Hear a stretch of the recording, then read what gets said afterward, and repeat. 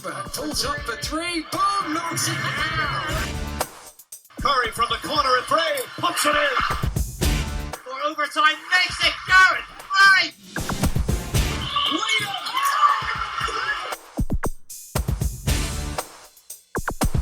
Welcome to the MVP cast from me, Mark Woods. A great guest for you this time out. He's someone that people in the UK will be familiar with, but he's gone quite a journey since he left these shores. He's now the head coach of Hamburg in the German Bundesliga as of this season, but more significantly, he is the head coach of Poland and the FIBA World Cup, of course, starting this weekend in China. Mike Taylor, thanks for joining us. Great to see you again, Mark, and great to talk some basketball. I mean, you've been a hell of a journey, and you and I keep bumping into each other in places far-flung over the years. But let's start off with Poland.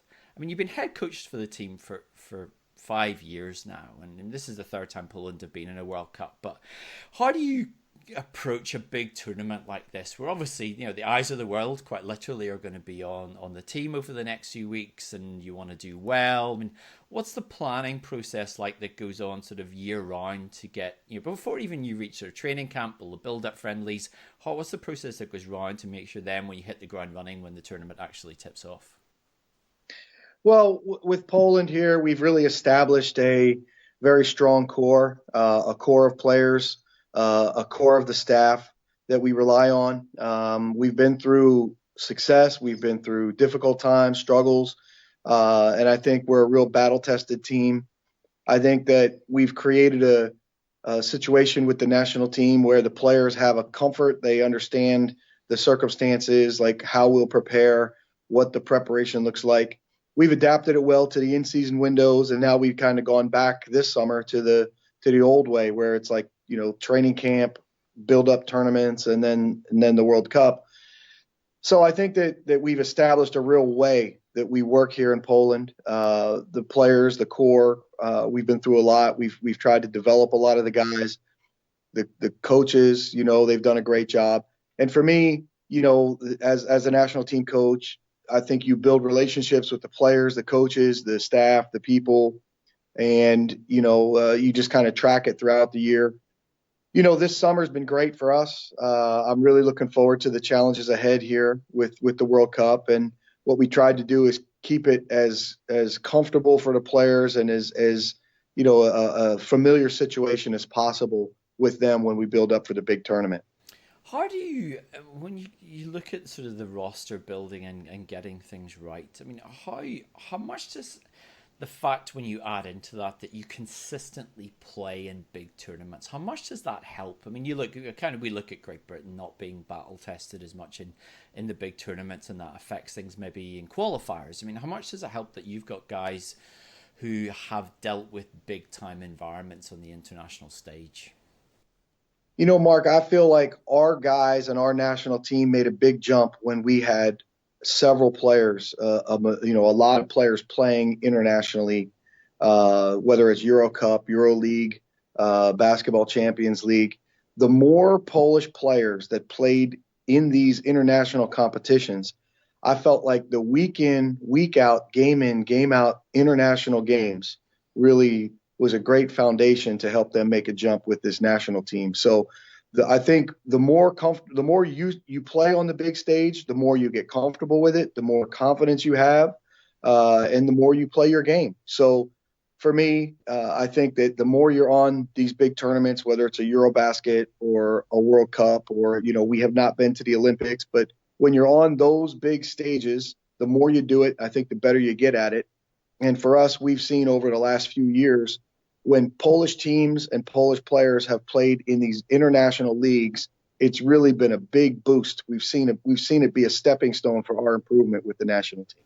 I mean, when you're there for 5 years and it's, you become part of the culture. It's not just a parachute in like, some coaches do for a summer or whatever here and there. I mean, how much do you kind of feel, I don't want to say part Polish, that might be a cliche, but how much do you kind of buy into this now that you kind of feel like part of the family after 5 years? Well, we've done a very good job of creating that family atmosphere and that feeling with the team. What we found is that what's been successful, finding the people who put their heart into the national team. it's more than just a team for them to play here, representing their country. I think whether it's players and staff, the people who are really committed to it, they've kind of, stepped up and we've identified them. And I think this is kind of why we are successful, because we have created a really good structure. We've created a very good core, and then we've really identified the people that put their hearts into it. For me, I'm really proud of it. I think as a relationship-based coach, a positive coach, it makes all the difference. And, for me, there's nothing that makes me prouder than the fact that players like Mateusz Punica, Adam Wyszynski, Łukasz Koszarek, all of our players, they'll be remembered for doing something very big in Polish basketball, and we hope we can build on it, this big World Cup. Emotionally, after 5 years, how much are you invested in this personally? Take away the X and O's and the relationships with the players, but how much emotionally do you get caught up in the success of this country in the basketball stage? Poland has been wonderful for us, for me, my family. We loved the time that we lived in Warsaw. We've made friends for life in the country. I have tremendous connection with the federation, the coaches, the players, everybody here involved with our organization. We've got a history now. There's kind of a tradition. When we were at training camp in Valbzish, we walk up a mountain as a coaching staff on the day off. It's, the 5th year we've done it. The players, you're there as their families grow. There's the newborn baby and the family grows, and a player goes from playing in Poland to playing internationally. Player gets married. So there's really a strong connection that you develop when you're around people, and you work hard to develop those relationships. So it's happened here. I'm very, very thankful, really appreciate it. And I'm really, really proud of the type of team, this Poland national team has become. I mean, you've got guys from all around Europe and obviously China as well. I mean, into the enlarged roster. I mean, do you find, is it that bonds that players have? And the best national teams all have that. They have that bond of when they get together 3-4 times a year. Is there that thing that people seamlessly get in? Because those relationships within that group, but it helps guys to buy in, but B, they enjoy playing, they want to come back. I mean, is that been a big focus in terms of getting this to be a program that qualifies for championships time after time? Yeah, I think that when you're with these high level players all the time, their careers are based on playing basketball in different clubs, and it's kind of an individual thing. They're worried about their own personal situation, and everybody has little family or professional points that they have to consider all the time. With the national team, I think it's easy to connect everyone because the purpose is you're playing for your country, you're representing your country. That's a special honor every time. But I think my coaching style is very good for the national teams because it's positive, it's relationship based, and it's fun. I want people to have fun when they come to the gym. I want people to enjoy the process and preparation and work and practice. And I think that it's great for it's maybe a little bit of change from what they deal with in their professional teams. And I think it's been really fun for them. So I think that enjoying the time together, creating that core, and having a bunch of guys that really love to play together and really take pride in representing their country, that's kind of what the whole target is for national teams, as I look at it. How's your Polish? Polish it's not very good. They taught me all the time when I got here. Again, I'm not very good with languages personally. It took me a long time to learn German. It's one of these situations where everybody understands English here. That's one of those points where, I coach in English during the Polish national team times. We've had no problems through the years. Maybe once or twice we had some funny situations where some guys, their English wasn't so great, but, I respect the country. I respect the language, have, like I said, wonderful life experiences here, friends for life. But in terms of speaking a language, it's not something that I have really put a lot of time into. I'm not personally great with languages. So I'm just kind of sticking with where I am. right now with just speaking the one language, English and German, and coaching in English here. It would be great for your Scrabble scores, though, to be good at Polish. Yeah, to say It like would that. be unbelievable. It's funny. One of the players, Dominic Olenecha, came to me, in training camp and was like, "Coach, who told you how to spell my name?" And I'm looking at it. I've been spelling this guy's name wrong for like 4 years. You know what I mean? So, Polish is a challenging language, but yeah, we had some fun with it during the time here. Group stages of the World Cup. We started off with that. You got a great group. I mean, Ivory Coast, Venezuela, and the home team, China. I mean, how do you kind of look at that as a challenge based on what you've seen of your team and what you've been able to see on those other teams?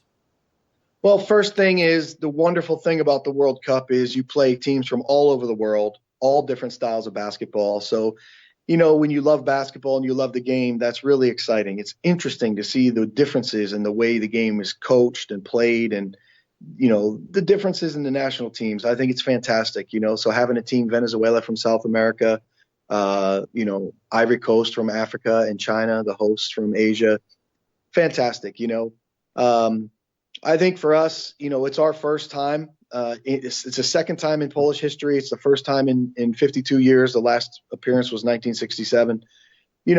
For our group, it's new and we respect it. We want to respect all of the challenges. So we're not taking anything for granted.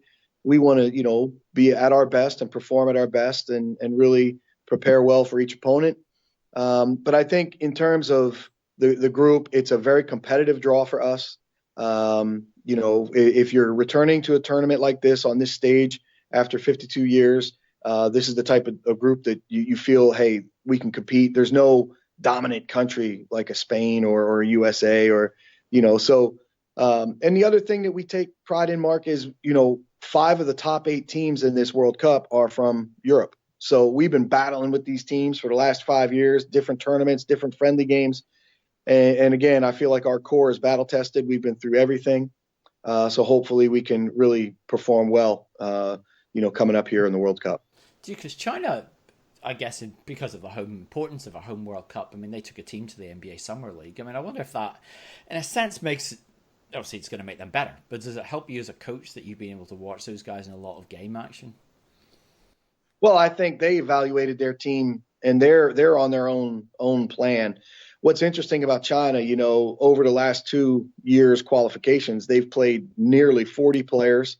They've played, 2 basically different teams. So, they've been interesting to track in terms of scouting and pre-scouting. I was in Las Vegas and got a chance to watch them 4 times. Obviously, it's tough to transfer a lot of information. I think they ran a lot of similar sets. But I think the main point for them, they never played as a complete team. They always held 1 or 2 key guys out. I think that they struggled with some of the NBA athleticism, which every national team would. But I think at the same time, it gave us a really good chance to kind of get a better picture of what they're going to look like. China is an interesting team. They've got, some skills on the perimeter. They've got some size and length in the post. But, they've been practicing and preparing since May. I think that as soon as their season ended the next week, maybe if their season ended on Friday, Monday, they were in the gym with the national team. So, they've been at it for a long time. They're obviously taking it very serious. They'll be very well prepared. But this is one of the things that I point to. It's really great to have all kinds of different philosophies and all kinds of different styles. And China has their own way that they work and prepare. And we know that they'll be ready September 2nd. Is there, from a life experience point of view, is it a fun part that you get to play them on front of their home crowd? Because it'll be a kind of fun environment. Well, I mean, we're going to the big stage of the World Cup, and the lights shine the brightest on the home team. So China, to be playing against the hosts, it'll be a packed arena. It'll be lots of media attention, lots of focus on the game. So again, as a player, as a competitor, you want to rise to the occasion. You want to be at your best in those moments, and especially when there's something on the line. You're playing for the game. The results are important to advance. So, for me, whether it's you're playing a well-known team or maybe a lesser known team, lesser respected team, you've got to be ready to play. But I think that whenever you have those media things and really games that are focused and highlights on the schedule, I think players really get themselves ready to go. So for us coming back to China, the World Cup to play against the hosts, I think that's a little, asterisk by the game. Like, okay, let's make sure that we're really ready for this one. Of course, the Polish player that most people know is Marcin Gortat, and he retired effectively from international duty a few years ago. But do you kind of call him, at the beginning every summer and go, how are you feeling? Any chance? Yeah, so obviously what you deal with a country is a number of high-level players. And, you always have to consider the high-level players. Marcin was with us for Eurobasket 2015. It was great to work with him. He really helped us. He helped bring along some of these younger guys that really established themselves. Mateusz Panika, Adam Baczynski, AJ Slaughter, some of these guys that started to establish themselves in 2015. Marcin took a lot of pressure off of them because he was the big name. He was the star at that point. Obviously in that tournament, we advanced out of our group and lost to eventual champion Spain. But at that point, he kind of saw it coming. He had signed his contract with the Wizards.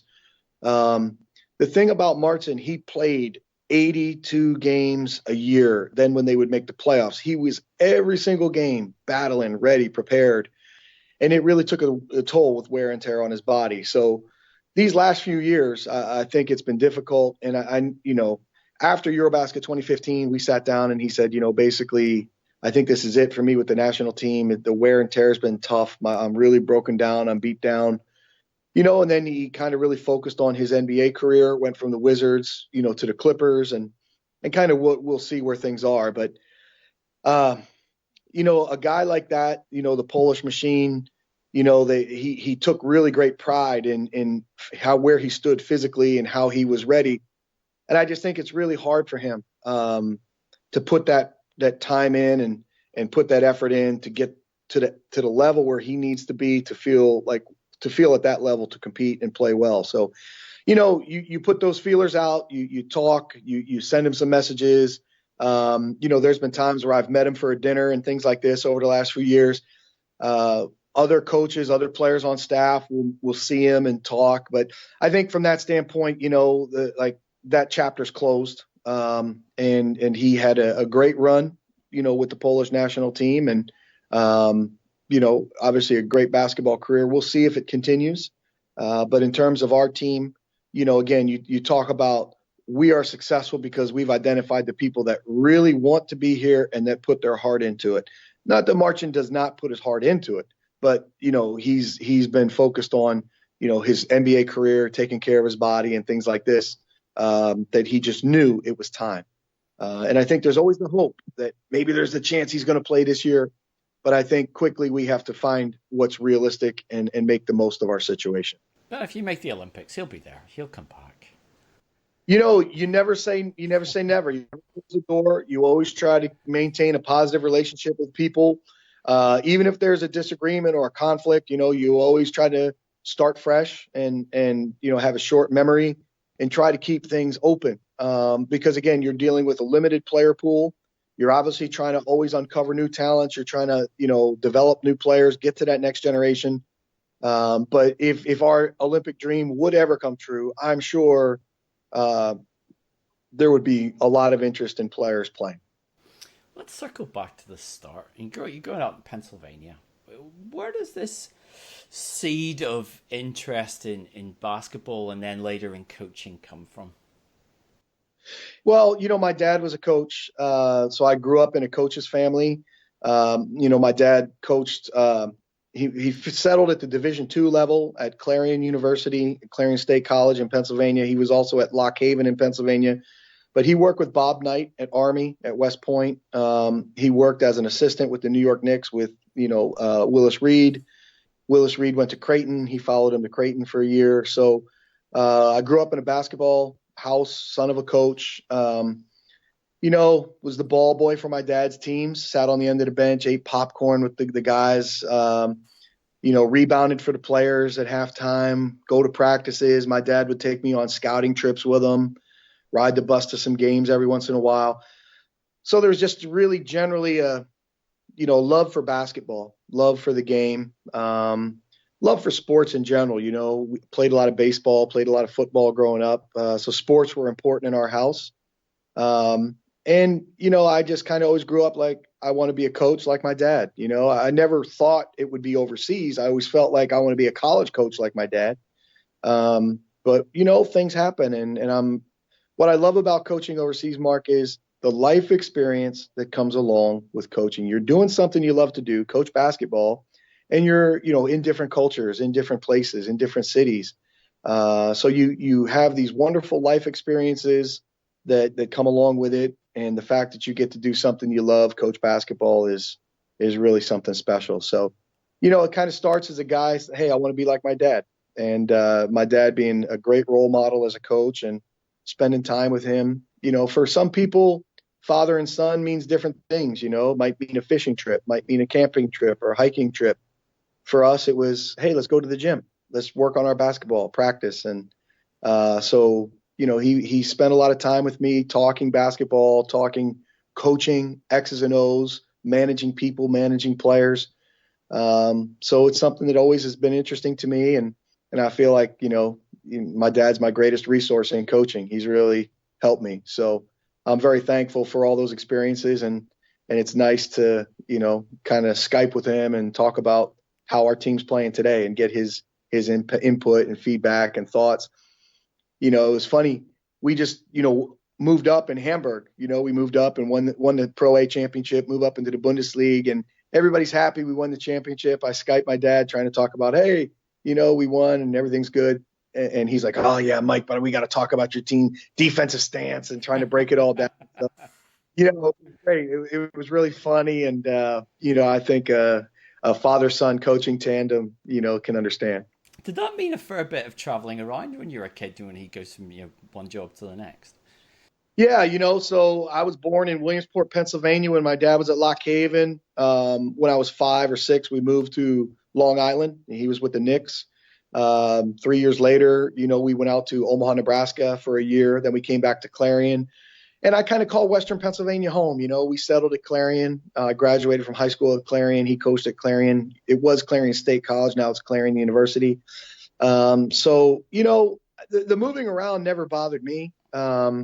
I enjoyed it.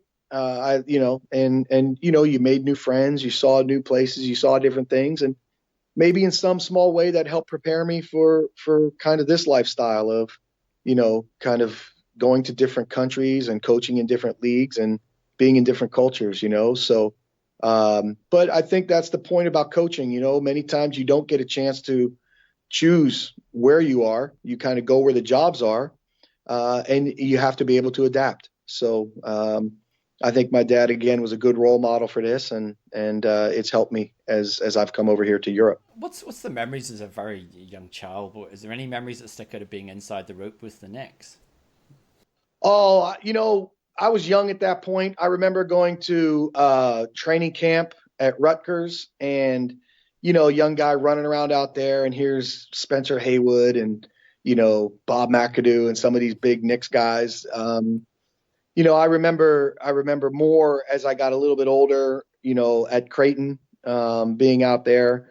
And I really, obviously, I have great memories of my dad's Clarion teams, because that's when I kind of was going through elementary school into junior high school, into high school, being the ball boy, going to practice. As I said, I'm maybe 6th grade, and these guys used to make me the old rap tapes, the cassette tapes, a couple of the players, Darrell Whiten, and these guys made me a rap tape with, Run DMC, the Fat Boys, Curtis Blow, and all this. And I was like the happiest guy ever.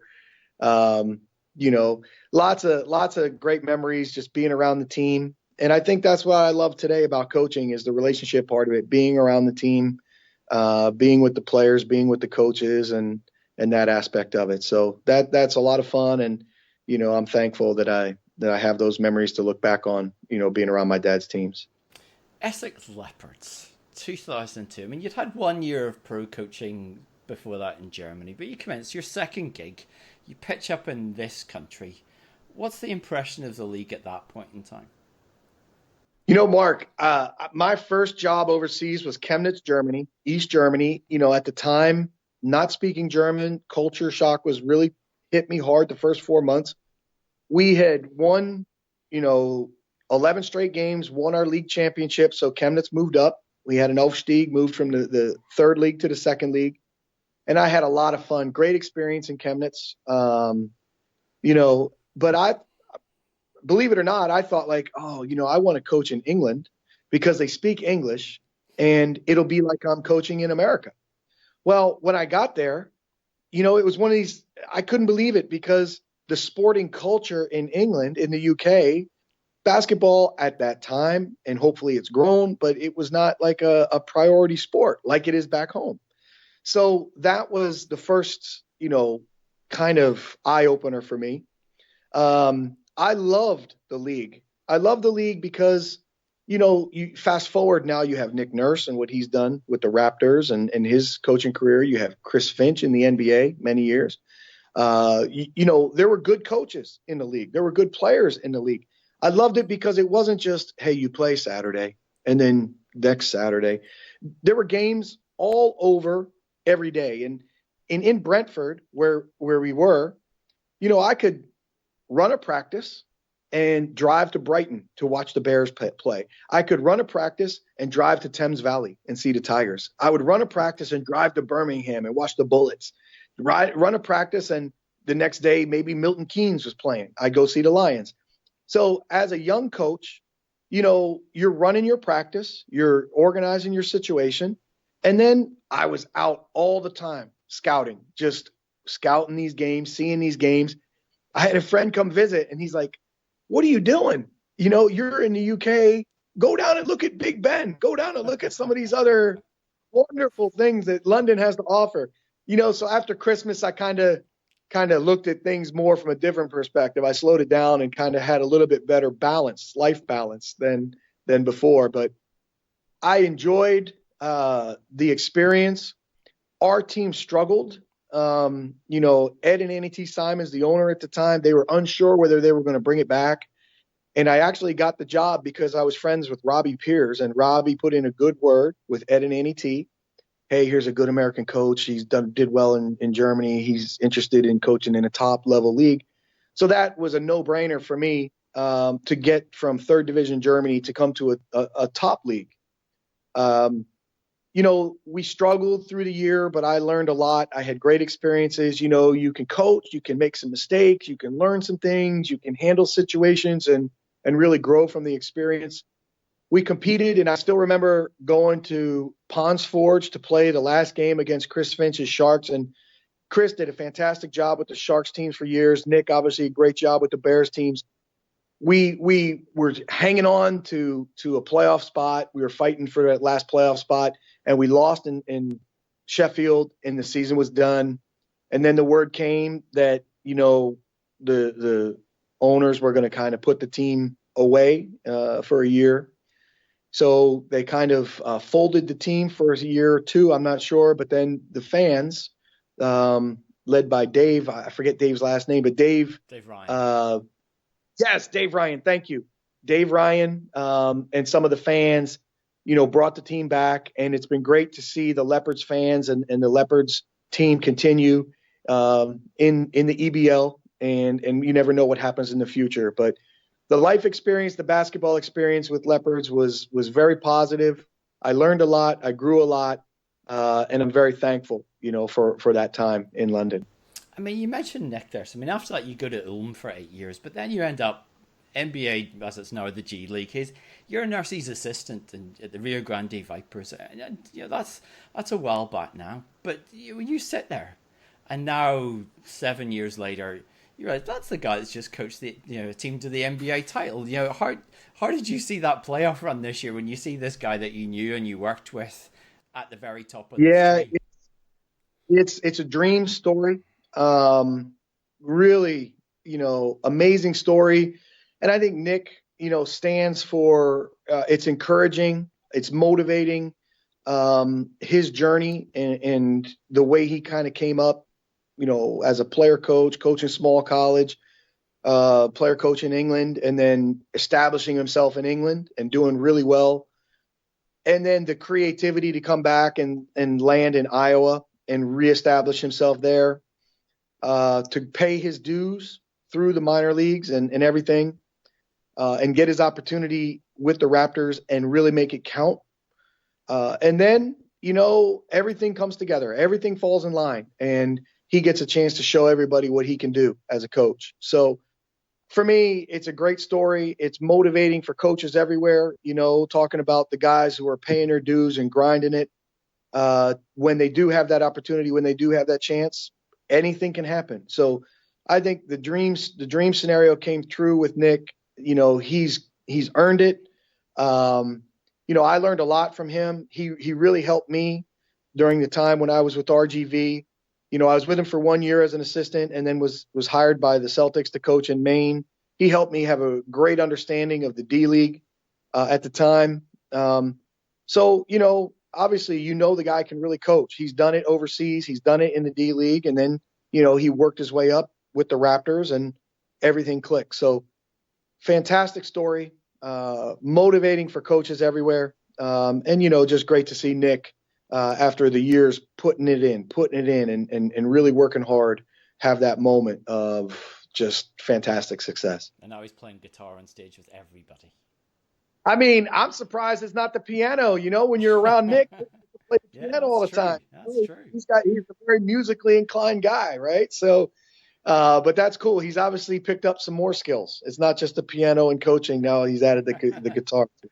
You talk about a one-man band. There it is. He's doing okay. He's doing okay for himself. He's doing all right. I mean, you went into you go to the G League and you went to Maine. Now, obviously, at that point, they were the affiliate of the Celtics, now fully owned. But I mean, how does that environment? I know it's the player turnover. Coaches always talk about, players could get called up. You guys change on a given night. But how does that environment kind of compare in terms of I don't know if it's a challenge. Obviously, both of them challenge, but an enjoyable challenge compared to the environment that you would have in Europe, whether it's for club or country.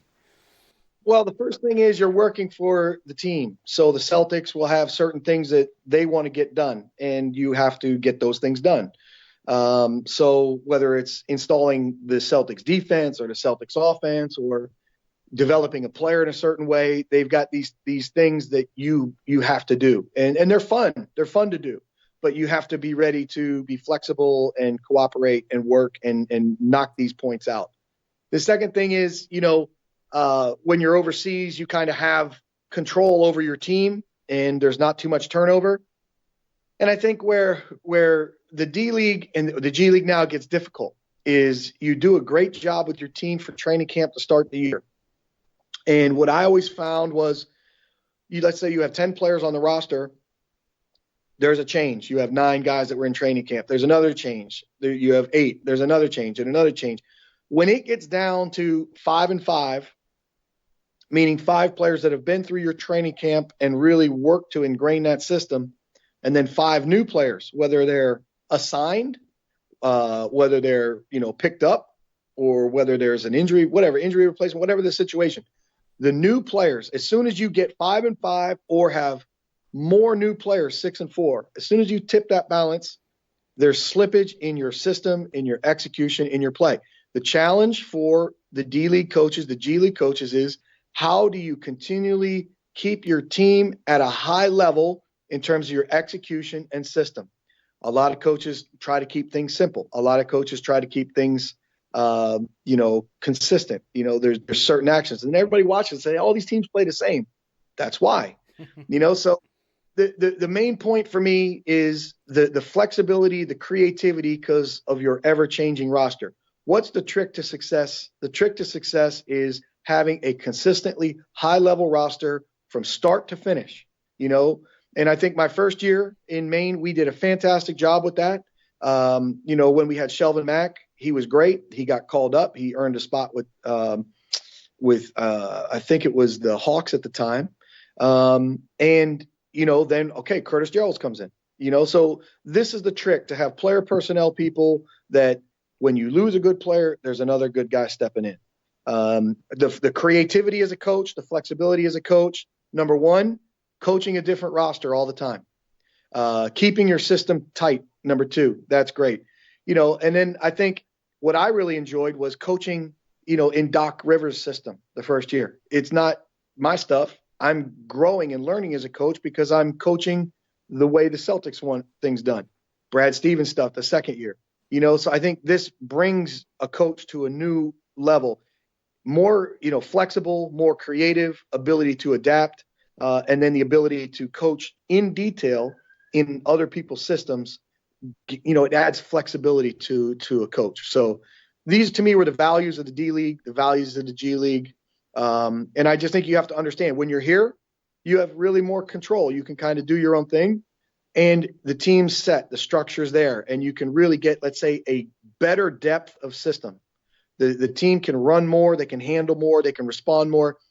Everything becomes a clear picture together. We attack this defense this way. We attack this situation this way. And I think that it's difficult to get to that depth of system, in the D League. I mean, when you left there, you didn't effectively coach a club team for, I think, 4 years after that. I mean, what did you do in that? Obviously, the focus was in Poland, but what did you do to kind of keep developing as a coach? I guess to keep learning off other coaches. I mean, did you take advantage of that time to do what a lot of coaches do? They float around, they attend practices, they talk to people. What was your methodology? Mark, the one great thing about being a national team coach is you travel a lot because you're following the players, you're building the relationships, you're networking with, let's say, the players, the coaches, the general managers, and you're coming in not as a threat. I'm not scouting you. I'm not trying to get information from you. I'm here as a friend to support your player. And I have seen so many great coaches work during that time. In 2015, we stayed in the DC area around Marcin Gortat and the Wizards. So I was around the Wizards for much of the 2014, 2015, 2016 seasons. I picked out certain coaches and certain places that I want to try to learn. Obviously, I went to San Antonio and tried to study their player development stuff. Picked up many good things there from those guys. I spent a week with Coach Jim Larinaga at the University of Miami, and I'm a big fan of him and the way he does things. So that was a great experience. I spent a couple days watching practice at Davidson with Bob McKillop. And again, I'm a huge fan of Coach McKillop. So that was great. Obviously went out to visit Doc Rivers again and spent some time with him. So, during this time when I had some personal time, I tried to use it in a way, whether it was target a place that I wanted to go and learn something and focus on something, watch a great coach work. It didn't have to be like these events where I went for several days. I'd just pop in and watch a practice here. Some of the great coaches in Europe, I got a chance to watch them work, traveling around, watching our players. So in terms of the personal development, professional development, this was one of the really good benefits of just focusing on the national team. Obviously, with the federation, there's other responsibilities that you're responsible for, clinics, appearances. I was a consultant for the Polish League for several years, kind of giving them information and feedback about different things. Spending a lot of time trying to help grow Polish basketball. We created a B team, which, in between the under 20 team and the senior team, we have a roster that's gone to China the last few summers. So I was part of a group that created that.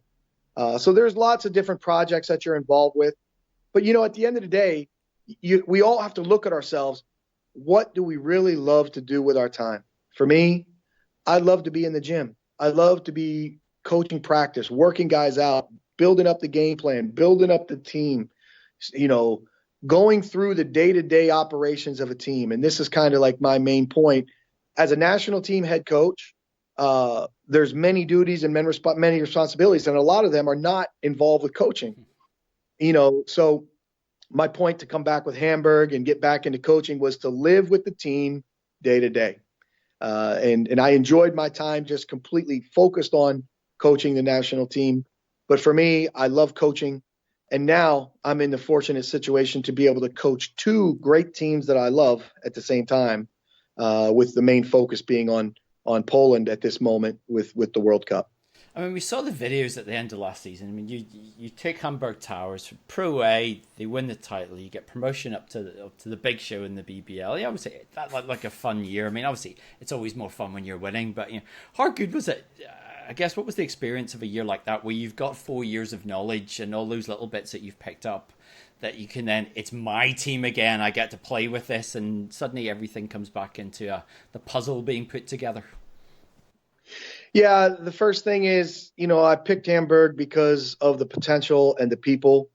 Marvin Willoughby had done great work with all of the owners and all of the people there.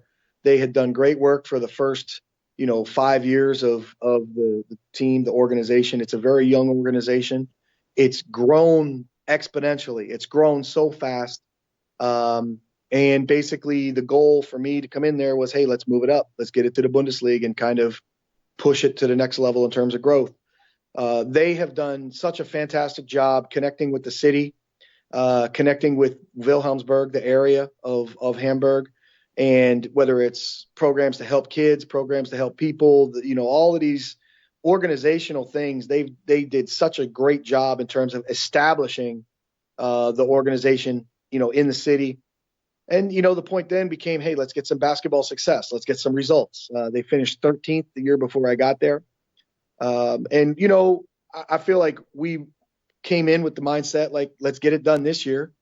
But like I said when I first got there, and they laugh at me now because it's like, you can't guarantee an Aufstieg. You can't ever guarantee a championship. You can work for it. You can put your heart into it. You can do everything you can, but you need some luck, and this was kind of our season. We put together a really good team. I really enjoyed the guys, enjoyed the organization. It was a lot of fun. I think there was a lot of people during the year who may have said, I don't know if this is the year. Maybe not, it's not going to happen this year. But we got our team healthy towards the playoffs and really played well in the playoffs. We were battle tested by that point and won some big games. And I couldn't be more proud of the players and the coaches and the staff and the organization. I really love Hamburg. It's a great city. Marvin is first class. To me, the value of Marvin is, he played basketball. He grew up, working with Dirk Nowitzki, going to the gym with Dirk, working with Holger Geschwindner. So he's got a great feeling for it. And again, I want to say that the organization has grown so fast. There's so much potential. I just hope we can keep up basketball wise with all of the growth and development and things like this. But Hamburg is a great place, and the potential there is fantastic. And I'm just very thankful that we've kind of opened the door to these new challenges on a higher level in the Bundesliga. I mean, you say, you talked about the life experience. Obviously, you're very young. Your young son, and he'll come with you, and your wife as well. I mean, is it kind of part of this, the bonus that he'll get a chance to kind of experience a little bit of life in a different country and learn some of the language, and I guess long term it's great for his growth. Yeah, we hope so. The main point. Alice's family is based in Germany. My family is based in the USA, so we kind of have both areas covered. Our home base in the USA is now, Florida. So we've got a good situation there that we're very happy. And I think that's important to have a good home base. From my life experience growing up in a family like that, sometimes you're in a place you really love and then you have to leave, whether you get another job somewhere or, the job ends there, you're fired or whatever. Coaching's like that. So I think it's important you have a great home base. Alice really loves our home base in Florida. And then like Hamburg now is a great home base for us in Germany, close to her family. The chance for Luke to be able to grow up speaking English and German, and I'm so thankful and so happy that Luke can be around our team in the gym. In Hamburg this year, there'd be the last 15 minutes of practice where the players would be, shooting and just kind of on their own and just kind of warming down.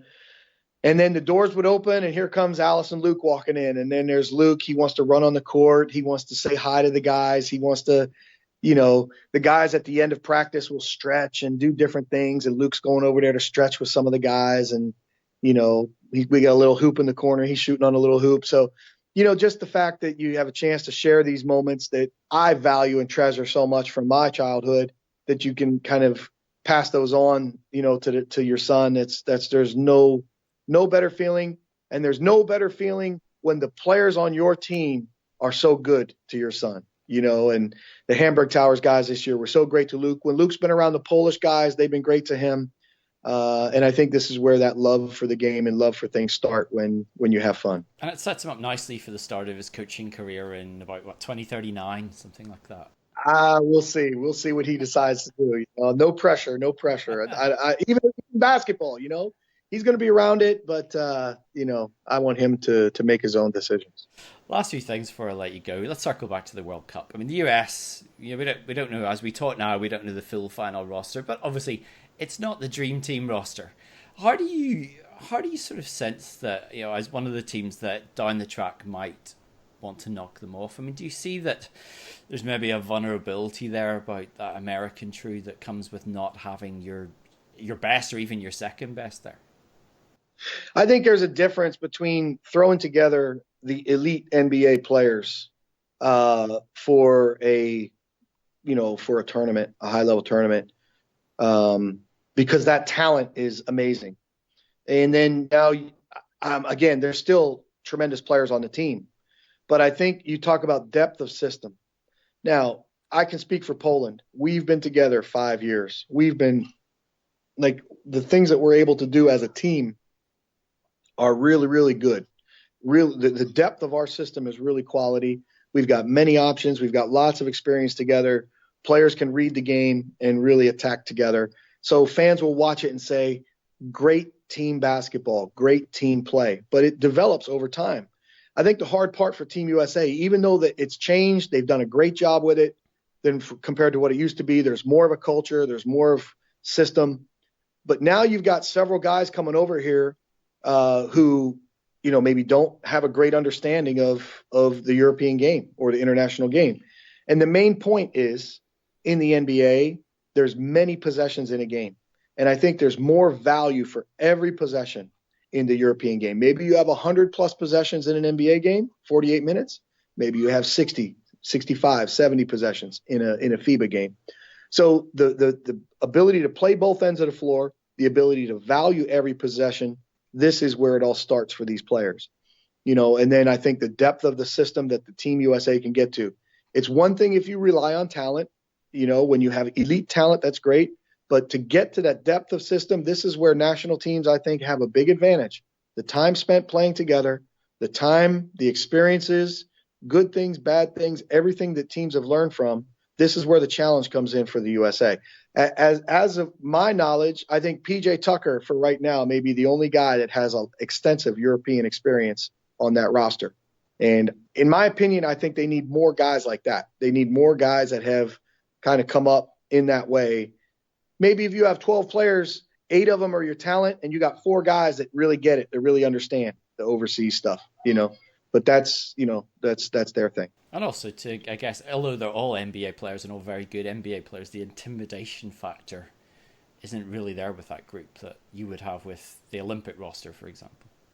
I think mentally, okay, if LeBron James and James Harden and all of the elite NBA, Steph Curry, all the best players are playing, you're going into that game thinking, this is going to be tough. We're going to go at them and we're going to try, but okay, let's be realistic with ourselves here. But if those guys aren't there, then you start to think differently. It's like, you know what? Hey, we've been together for X amount of years. We're ready. Let's get these guys. Let's see if we can do it. So I think the whole mentality changes, and this is something that they'll have to be ready for. But, Coach Popovich is a great coach. Obviously, we all look up to him, and we hope that it can be a great experience for him. And obviously they're going to get to the Olympics. You know what I mean? So hopefully some of these NBA stars that have kind of said passed on at this time, hopefully they'll want to play in Tokyo and represent the USA at that point. So last one, if they don't win it and Poland don't win it, who wins it? Well, anything can happen in one day. I'm going to hype it up for my guys here in Poland. Anything can happen. What I say to our guys all the time is, be your best when it matters the most. And this is something that we've taken pride in we've got a few guys that have that special ability to rise to the occasion and to really be present in those big games. And I think we've got a team that would not back down from a challenge. I think we would really work to compete, and we would work to execute our game plan. We would obviously respect Team USA. But at the end of the day, all of these teams in the World Cup are there for a reason, because they're good. And to play well or to advance, to move on, you have to play well to win. So this is our point, what's funny, Mark? In 2015, when I was traveling around to these different places, I went to Duke, and Coach K was still the Dream Team coach at the time. And I had, my dad coached with Bob Knight at Army. Coach K was on the team, at West Point at the time. So I've worked summer basketball camp at Duke for several years in the early 2000s, and I'd say late 90s, early 2000s. And I went there and got a chance to watch them practice, and I was all proud wearing my Polish national team polo. And I went to Coach K. He's like, "Hey, how are you doing? Where are you now?" And I'm like, "I'm coaching the Polish national team." Coach K, it's my dream. It's my dream that Poland plays Team USA. And he just looked at me and said, "You better play well." So, it was one of those funny moments that kind of puts things in perspective that, okay, you keep bringing that challenge. We're going to be ready. Team USA is going to be ready. They're pros. They're talented. They're great. But that's the beauty of the game, and that's the beauty of the World Cup. Teams from all over the world coming together. And I'm really proud that we'll have the opportunity, and hopefully we can do something great with our chances.